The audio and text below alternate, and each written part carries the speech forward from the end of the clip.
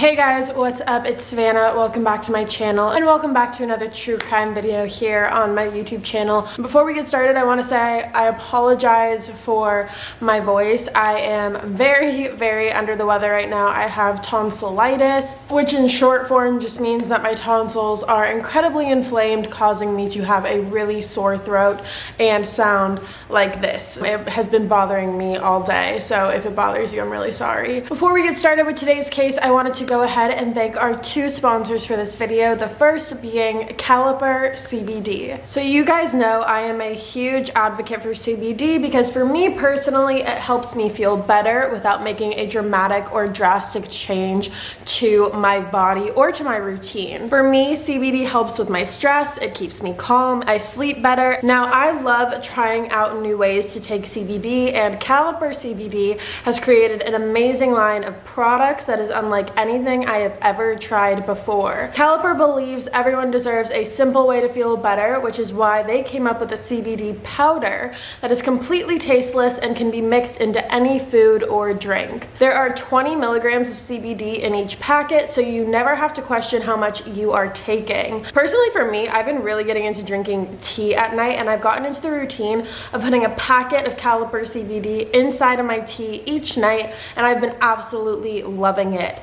It's been clinically proven that you absorb 450% more CBD with Caliper CBD powder compared to tinctures. Caliper comes in 30 and 60 count affordable packs, and they have individual packets that you can just take on the go with you, which is super convenient. They use all natural non-GMO ingredients. There's no added fillers, chemicals, or artificial flavors. So if you guys want to try Caliper CBD, you can get 20% off your first order by going to trycaliper.com/killer. Again, that is just trycaliper.com/killer. And for whatever reason you don't love Caliper, you can try it risk-free for 30 days. And if you want to return it, you will get a full refund. So go try Caliper at trycaliper.com/killer. The second sponsor we have today is BetterHelp. You guys know I'm a huge advocate for mental health and getting help when you need it and not being afraid to ask for help, which is why I love BetterHelp, because it makes the entire process so much more convenient and easier. If you've never heard of BetterHelp before, BetterHelp is an online counseling service that allows you to get counseling from the comfort of your own home. Once you sign up with BetterHelp, you will take a quiz that will then match you with a counselor that's best deemed to fit your needs. BetterHelp has counselors that specialize in all different areas. So they have counselors that specialize in relationships,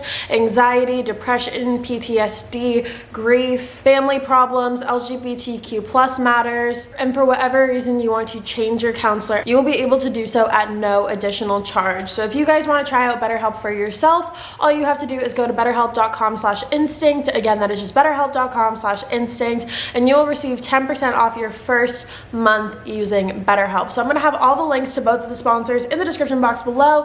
With that being said, let's jump right on into it today. All right, so we have an insane case today, and this is one that more so recently brought its way into the media again for reasons you will soon understand, and a lot of you guys sent me this one, so I'm really excited to cover it. Today we are discussing the murder of Bobbie Jo Stinnett and what happened that led to a woman named Lisa Montgomery being put on death row and will soon be the first female federal inmate to be executed in about 70 years. So to understand what happened to Bobbie Jo, we first have to look at who Lisa Montgomery is. So this is Lisa Montgomery. Lisa was born on February 27th, 1968 and lived in Melbourne, Kansas. Now, Melbourne is a small city with a population of 455 people and is located in Osage County. Now, growing up, Lisa did not have the best childhood at all. She is said to have grown up in a chaotic household where she was raped by her stepfather for years. Now, when Lisa was 14 years old, her mother ended up finding out about the abuse that she was enduring. However, she responded to this by threatening Lisa and putting a gun to her head. So Mother of the Year award right there. There were also allegations that Lisa was sex trafficked by her mother and gang raped. And Lisa ended up getting married to her first husband at 18 years old as an attempt to get away from her home life situation. However, this marriage did not end up lasting. Then shortly after this, she married her second husband, who was a man named Kevin, in the year 2000. Lisa did end up having 4 children from her first marriage, and then in the year 1990 she ended up getting her tubes tied, which, if you are unfamiliar, is basically like getting permanent birth control. It's a full procedure, it's a full surgery. However, even after her procedure was done, Lisa had a tendency to fake pregnancies. She would go on and tell friends and family and her husband even that she was pregnant. However, that was not the case, and we're going to dive deeper into that whole situation in a little bit. So this case takes place in the year 2004, and at this time Lisa had joined a chat room. Now this chat room was called Ratter Chatter, and it was a chat room for people who were interested in buying rat terriers, which, if you were unaware, is a dog. I'll pop up a picture of what the dog looks like right here. So this was the chat room that they were in. Now, while Lisa was in this chat room, she ended up meeting a woman virtually named Bobbie Jo Stinnett. Bobbie Jo was a 23-year-old woman born on December 4th, 1981, and was living in Skidmore, Missouri. Bobbie Jo and her husband Zeb were dog breeders and ran their business out of their home, which was called Happy Heaven Farms. And at the time that Bobbie Jo started talking to Lisa, Bobbie Jo was actually 8 months pregnant with her first child. Her and her husband were expecting a daughter, and they were so ecstatic about this. They were so excited. However, what was supposed to be an extremely exciting time for Bobbie Jo and her husband, it quickly turned into their worst possible nightmare. Now, Lisa and Bobbie Jo bonded very quickly in this chat room, and that was partially due to the fact that Lisa had told Bobbie Jo that she was also pregnant. So they talked in the chat room, and they also talked over emails, and they bonded about their pregnancies. However, the problem here is, again, Lisa got her tubes tied in 1990, and she was not pregnant. She had told Bobbie Jo that she was also in her 3rd trimester, so she was nearing the end of her pregnancy. And if telling Bobbie Jo wasn't enough, Lisa had also told her friends, family, and husband that she was pregnant and expecting another child. So just to clarify, Lisa was not pregnant in 2004, nor was it even possible for her to get pregnant. However, she was a chronic liar and just told people that she was pregnant. Now, along with faking a pregnancy,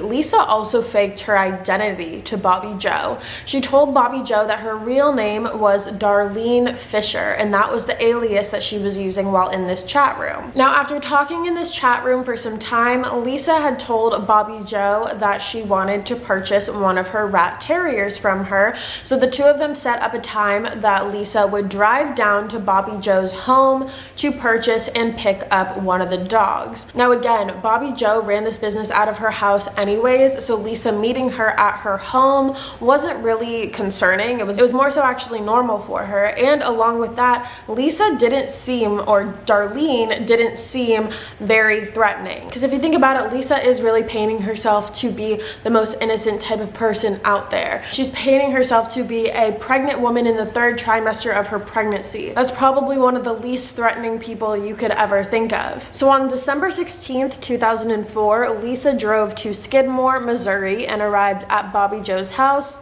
with a neon leash for the dog that she knew she was not leaving with. Bobbie Jo's husband was not there at the time, so it was just her and Lisa, and because the two of them were the only ones there, we're not exactly sure of all the details of what happened. However, at one point, Lisa took a rope and went behind Bobbie Jo and threw the rope over her head and strangled her until she was unconscious. Once Bobbie Jo was unconscious and laying on the floor, Lisa then took a kitchen knife and proceeded to cut open Bobbie Jo's stomach and remove the baby from her stomach. Now, in the initial cutting process, this obviously woke up Bobbie Jo. She woke up out of unconsciousness, and she did try to fight back. She did have defensive wounds on her. However, this is when Lisa ended up strangling her to death and then removed the baby from her stomach and left the scene. An hour later, Bobbie Jo was discovered by her mother, Becky Harper, and according to Becky, when she walked in, she was extremely frantic. Obviously, she's witnessing her daughter, who's who's been brutally murdered, so she frantically called 911 and told them that it had appeared as if Bobbie Jo's stomach had exploded. Paramedics had quickly arrived on the scene, however, at that point, unfortunately, it was too late, and Bobbie Jo was pronounced dead at the St. Francis Hospital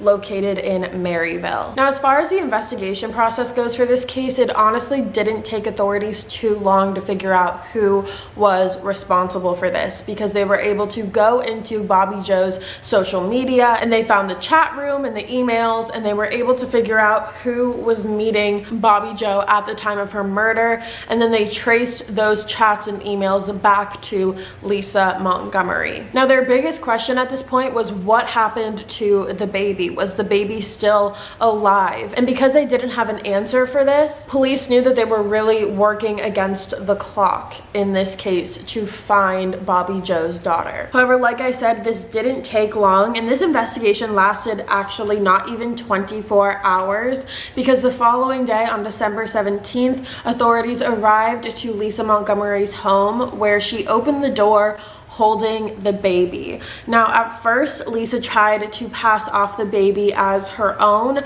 saying that this was her daughter and she had no involvement in Bobbie Jo's murder. However, ultimately, authorities knew that this was not the case, and the baby was given a full medical exam and was completely fine and was actually given back to her father. Now, when Lisa was arrested, she was arrested and charged with kidnapping resulting in death and was facing life in prison with the possibility of the death penalty. Now, the defense definitely portrayed Lisa as a victim, which is kind of crazy. They said that she was a victim of mental illness who had delusions of being pregnant. However, according to Dr. Park Dietz, who was brought in to examine Lisa, he said, quote, "It is my opinion within a reasonable medical certainty that at the time of the charged homicide and kidnapping, the defendant did not suffer from a serious mental disease or defect." End quote. He also went on to say that Lisa did not have a mental disorder that caused her to believe that she was pregnant in 2004. Now, Lisa had actually gone as far as printing out an ultrasound picture of a baby that was not hers, and she ended up putting her name in the corner of the ultrasound picture to try and prove that she was pregnant. And Dr. Dietz said, quote, "The ultrasound is one of the most important smoking guns to show this defendant knew she wasn't pregnant in 2004. Because their argument there is basically that if she had to go to the lengths of printing out an ultrasound picture that she knew wasn't hers and photoshopping her name onto it, she obviously knew that she wasn't pregnant. Lisa was also given a test to measure whether she was psychotic, which the results did show that she scored as not being a psychopath. However, she did show signs in the test of being manipulative, a pathological liar, someone who lacked remorse, was irresponsible, failed to accept responsibility, and had exhibited promiscuous sexual behavior. Now, there are certain things in that where you would think, okay, if someone has those qualities, they must be a psychopath. However, Lisa was not ruled a psychopath. The defense also argued that Lisa suffered from PTSD from her childhood, from all the abuse that she endured from her parents, and the real story of what Lisa had told her family and friends really came out during this trial. And according to Lisa's family and friends,